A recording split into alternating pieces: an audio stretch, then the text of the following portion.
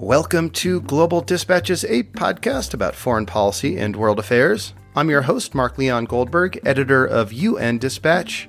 And in this show, we discuss topical global issues, have conversations with foreign affairs thought leaders and newsmakers, and give you the context you need to understand the world today. Go to globaldispatchespodcast.com to learn more. And now on with the show. South Africa is experiencing what demographers call a youth bulge. That is, young people make up a very large percentage of the entire population. There are youth bulges similar to that in South Africa, in many countries in Africa and Asia. And one key challenge facing societies in which young people make up a large proportion of the population is what happens when these young people become of working age. In South Africa, and in many countries with similar demographics, unemployment rates among young people is orders of magnitude greater than the overall unemployment rate. And as my guest today, Nicola Galombik, explains, when large numbers of young people are unemployed, the knock-on effects for society in general can be extremely negative. So Nicola Galombik has embarked on a strategy to reduce unemployment in her native South Africa. She is the co-founder of the Harambee Youth Employment Accelerator, a social enterprise that is not only helping to find young people jobs at scale, but is changing mindsets around employing young people. Youth unemployment is a key driver of instability in many countries around the world, and as you will see from this conversation, the Harambee Youth Employment Accelerator has found a formula to take on what is essentially a demographic challenge. This episode is part of a content partnership with the Skoll Foundation to showcase the work of the 2019 recipients of the Skoll Award for Social Entrepreneurship. The Harambee Youth Employment Accelerator is one of those recipients. The Skoll Awards distinguish transformative leaders whose organizations disrupt the status quo, drive sustainable large-scale change, and are poised to create even greater impact on the world. Recipients receive $1.5 million in core support investments to scale up their work. This is a great conversation about structural issues around youth unemployment in South Africa and how to overcome those issues, and I think you will enjoy it. Now here is my conversation with Nicola Galombik of the Harambee Youth Employment Accelerator. So South Africa has one of the biggest youth employment problems in the world. About 57% of our youth are unemployed. And just to give you, a perspective, so that's like two in three young people that are exiting the schooling system face unemployment. And that has been the situation in South Africa for quite some time. And it is quite systemic. In fact, our statistician general estimated that 42% of young South Africans may never work in their lifetime. So we have a really sort of sticky systemic problem around youth unemployment, and we're a bit ahead of the curve with the rest of the world on that challenge. Well, what are some of the contributing factors to this systemic problem? I mean, that's like an astounding statistic you just cited. Mm-hmm. So there are many factors that contribute. The one is slow growth in our economy, but it's also the structure of our economy that we've had significant growth if you look at the past several decades, but that growth hasn't kept up with population growth in terms of the jobs that it has created. And I think when you think about, the future of work and the digital economy, that situation is likely to get worse rather than better, and is likely to foreshadow that trend outside of South Africa. But certainly in our economy, we have had this problem for quite some time. We have industries that have grown in ways that haven't been job rich. We have a economy built on quite high skilled sectors like financial services, and increasingly, digitizing sectors like mining. And, we have, although we have a universal access to education, we do not have a very highly functioning, high-performing education system. So we have a very significant mismatch between the jobs and the demand that does exist in the economy and the young people that we have that are exiting our education system. So one question I had going into this conversation are, what distinguishes the kind of like social ills around youth unemployment in particular and unemployment in general? I mean, we all know that unemployment, causes all sorts of like negative externalities, but what's specific about youth unemployment that's so problematic that distinguishes it from sort of conventional unemployment? Well, I think, the first thing, just from a sort of social cohesion perspective, is that, young people need to feel that they have a pathway to progress. They have expectations, they have aspirations, they have, energy that they accumulate in abundance when they're teenagers, when they're young adults. And if they don't have a pathway, if they can't see how they might progress and how they might find their autonomy, be able to move out of home, be able to set up their own families. If they don't have, that prospect, then they are likely to express not just their discontent with that situation, but sort of express their energy and express their aspiration in other ways. And that may be in protest, it may be in anger, or it may be in just social disconnection and disaffection. So I think there's a sort of profound thing about young people coming of age and that moment where we have to imagine that they can progress into the economy, for them to feel positive and have a currency of hope. I think that is particular to that sort of a generation of young people. But I think also that, an economy really, if you look at sort of the history of growth, recent growth in many economies, a young working age population should be an absolute dividend for an economy, rather than a burden. And I think that our challenge now is to try and realize that asset of a growing youth population on the African continent and including in South Africa, and how to realize it as an asset so as not to, I think, face the very negative consequence of a generation of disaffected and socially excluded youth. That's interesting. When you look like the global north, the sort of demographics are almost inverted, where you have like an aging population as opposed with like very, with low employment, and they're sort of desperate for more young people to work to, refill their social welfare coffers. Whereas the problem seems inverse in South Africa, as you're describing. That's right. I think the problem is inverse both demographically, as in we're experiencing, and certainly the African continent is experiencing a youth bulge at a time when a lot of countries in the north are experiencing, an aging population.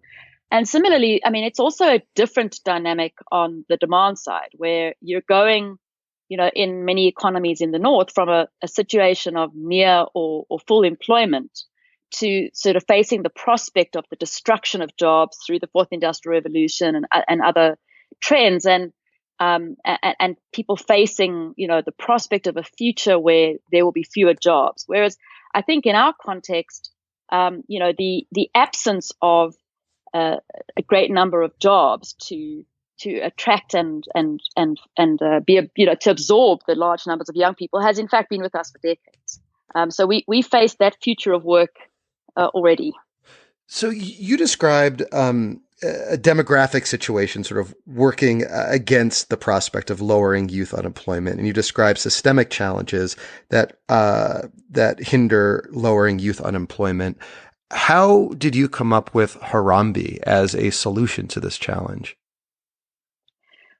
Well, I think that there are sort of three philosophical starting points when one's facing a challenge of that scale.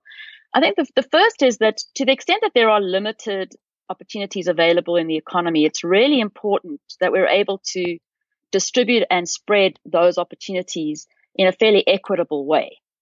Because otherwise what we have is growing inequality that is more and more entrenched intergenerationally. And so the first idea of the Harambee Youth Employment Accelerator was to try and in a sense shift some of the network dynamics, some of the inclusion and exclusion factors that meant that the limited number of opportunities at the entry level that are available in the economy wouldn't only go to those households that are already active in the economy, already have networks in the economy and already progressing, but would rather be more equitably spread and be able to benefit households that at the moment in South Africa are largely excluded from the formal economy and are dependent on the state for social benefits. So that was like one idea, was to, in a sense, create a more inclusive labor market for matching demand and supply.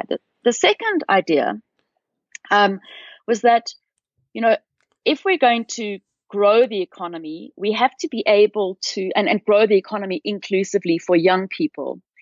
We have to be able to, be quite agile in ensuring that the young people we have have the right kind of skills and the right kind of work readiness to take up and respond to opportunities that can and will grow in the economy, rather than be watching, that growth from the outside because their skills are simply inappropriate. So the second idea of HARMBE was to, in a sense, do two things. The first was to acknowledge that while there is a skills gap, we think that often that is overinflated in the minds of employers and often in the minds of the state as well.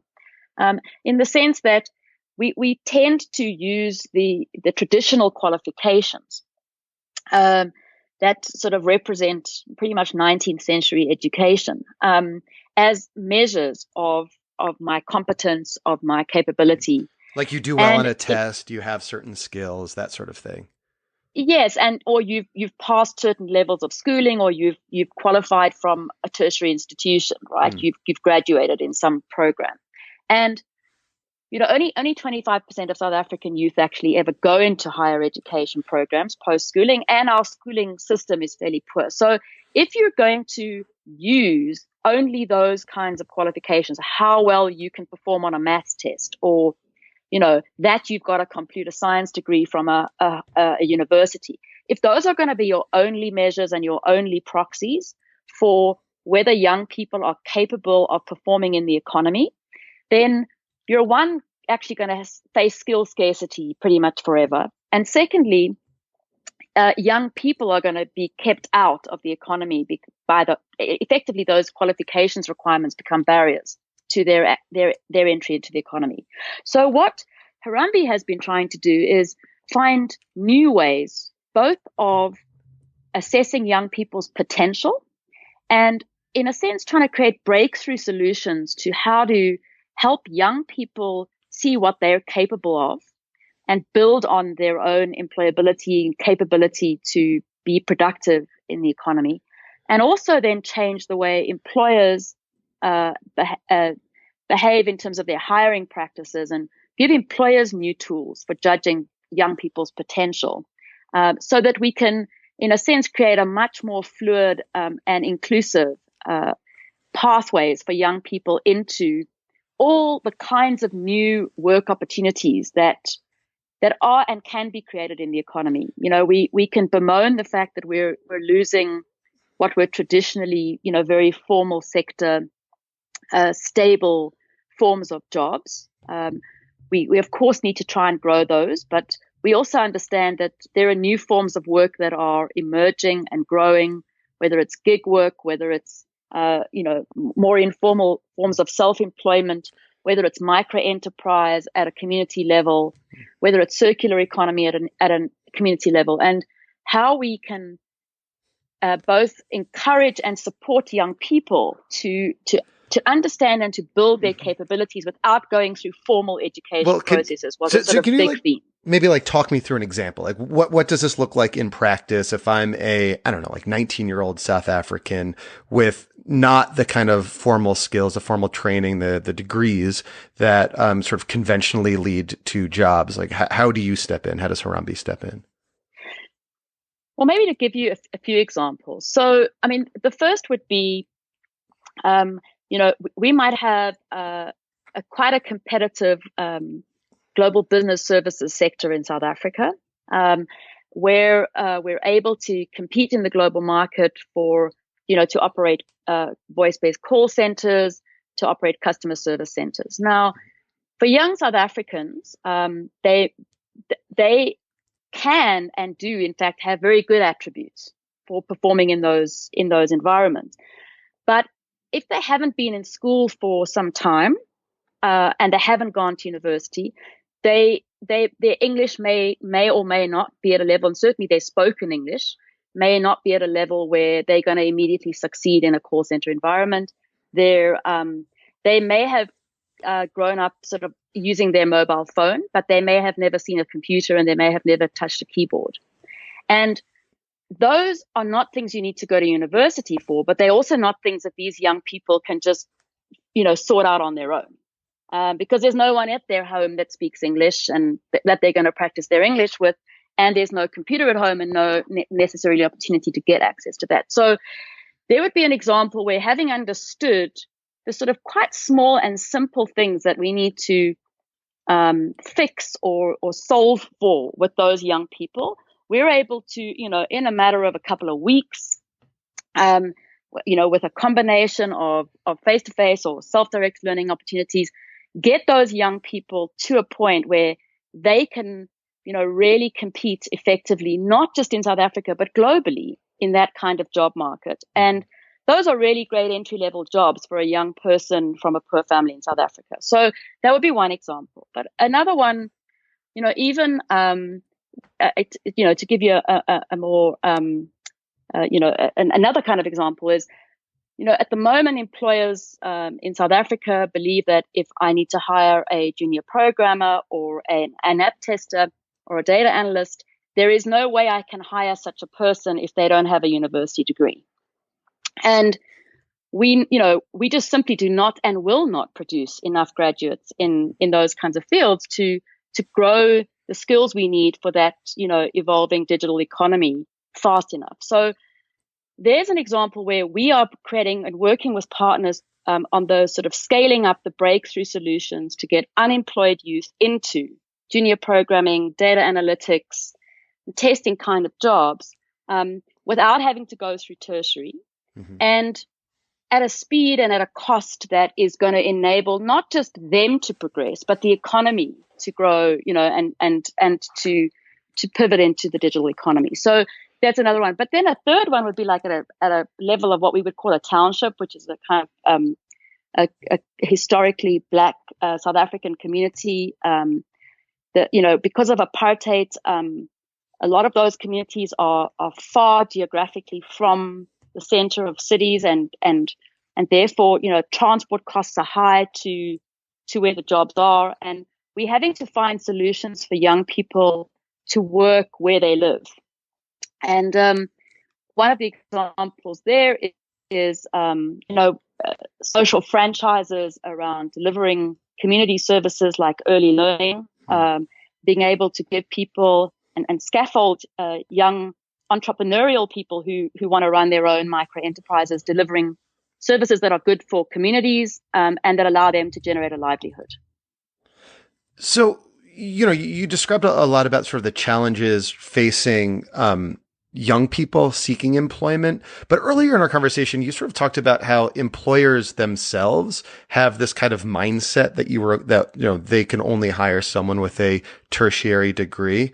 What are you doing to try to change that mindset? I mean, the challenges that you outlined in the beginning of this conversation were very systemic. And one of the systemic issues was this sort of fixation, it seems, on tertiary degrees as necessary for the kinds of jobs that we expect to be more prevalent in the future. How are you changing how employers, view their own hiring practices?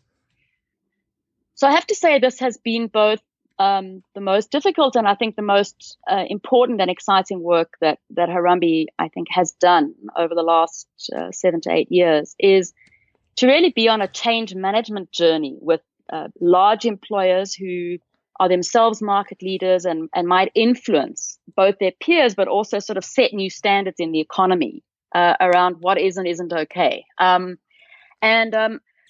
of the ways, nothing really replaces the daily slog of actually engaging directly with employers. And of course, in large corporate organizations, there's not one individual or one moment at which hiring decisions get made. And, what Harambee has had to do is really build partnerships and engage with particularly large corporates in the beginning in different sectors of the economy to find early adopters who would create demonstration effects, who would influence their peers, who would show the way, and who could then sort of, in a sense, shift and nudge some of the benchmarks that employers are using in different areas forward. And I think we've really had significant success in that area. And I think, what the hope is that as employers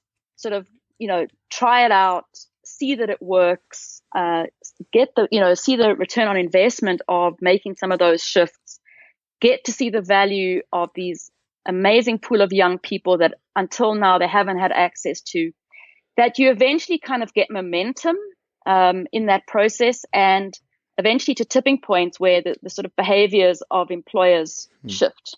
And we are starting to see that in some of the sectors in which we're working. And I think that that's a really important trend. I think that the other factor for us is that, actually large corporates, certainly in the South African context, are unlikely to be the big job creators into the future. If anything, they're going to contract from a jobs point of view. Whereas, growing small and medium-sized businesses, whether they're, digital businesses or whether they're, bog standard installation, repair and maintenance businesses, or, offering care and services, or whether they're producing things. These are the businesses, the small and medium-sized businesses that are really the job creators still in the South African economy today, and we see into the future. So a lot of our focus has been on understanding that actually SMEs actually face small and medium enterprises for those who don't know the lingo. Yeah, SMEs. That's right. So, yes. So small and medium enterprises actually face more significant hiring challenges than large corporates do.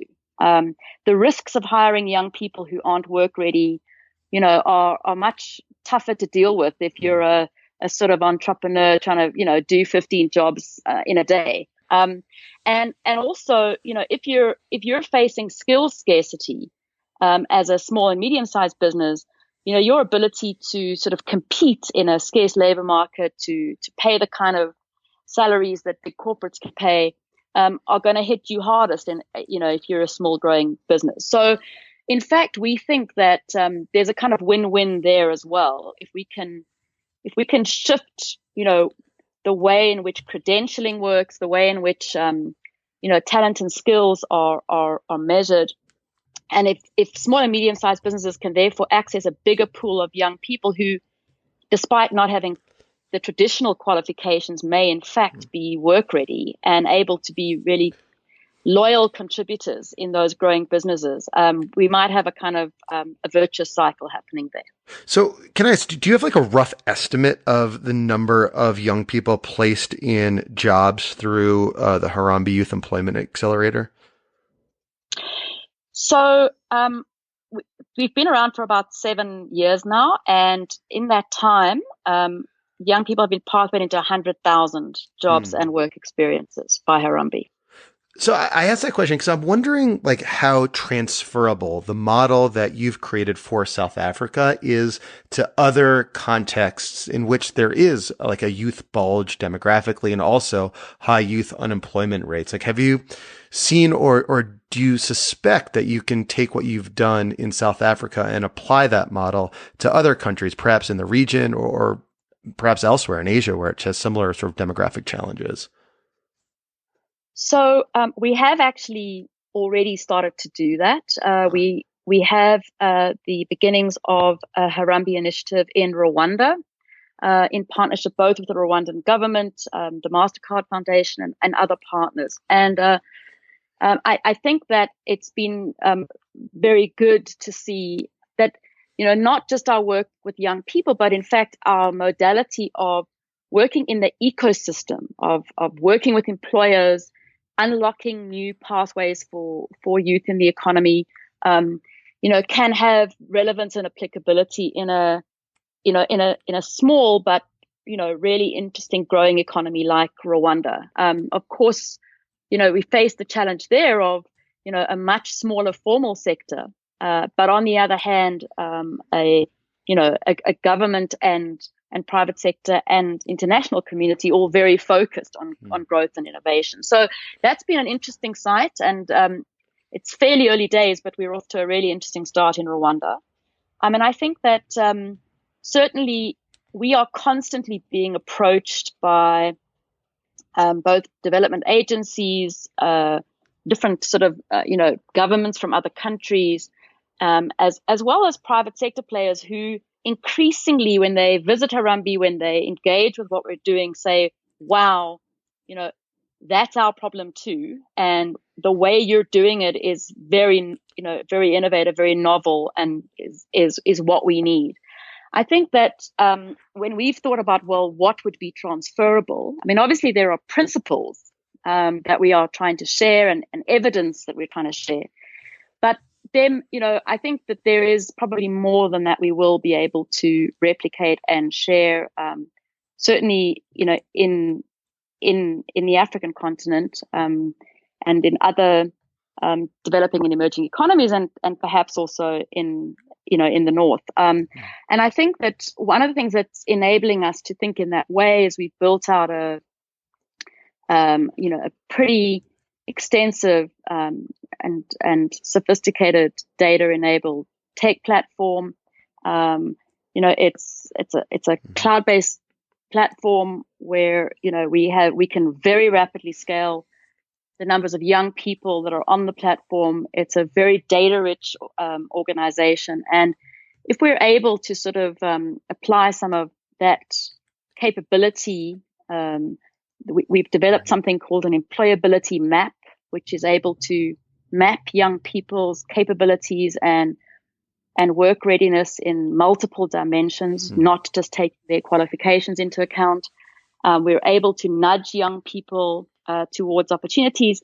And we've built this capability of working with employers as well to really understand their demand side and their changing demand side needs. And I think that sort of multi-sided platform and the capabilities we've built will certainly have relevance and applicability in other markets. Yeah, I got to say, what I find so interesting about your approach is, you're not just like finding youth jobs, you're changing how we think about youth unemployment. And, in so many contexts around the world, youth unemployment, can be destabilizing, politically destabilizing even. And you've taken this kind of whole of ecosystem approach to tackle it. So first, thank you. And second, congratulations on the Skoll Award. Thank you. I think, we started tackling this problem because, we just like live it every day. And we know that it's key to the sustainability and the social cohesion, in our society and the world. And it's something we actually have to crack. It's something that is, I think, a key challenge of this generation alongside climate change and the digital revolution is, and the fourth industrial revolution is this fact that, we have generation of young people, particularly in developing countries and like Africa, who need to believe that there is prospect. Otherwise, bets are off. Well, Nicola, thank you so much for your time. This was fascinating. Thank you so much. All right. Thank you all for listening. Thank you to Nicola. That was great. Really interesting. I love how she's not only just like helping to find people jobs, young people jobs, but is changing mindsets around youth unemployment and employing youth. And I think that's an absolutely fascinating project. And I'm really interested to see how it transfers to other countries in the region and beyond. As always, thank you so much for listening. Please feel free to send me an email if you have questions for me or have suggestions about people I should interview or topics I should cover. Maybe these stories of social entrepreneurs inspire you. Let me know. I love hearing from you. You can use the contact button on globaldispatchespodcast.com. All right, see you later. Bye.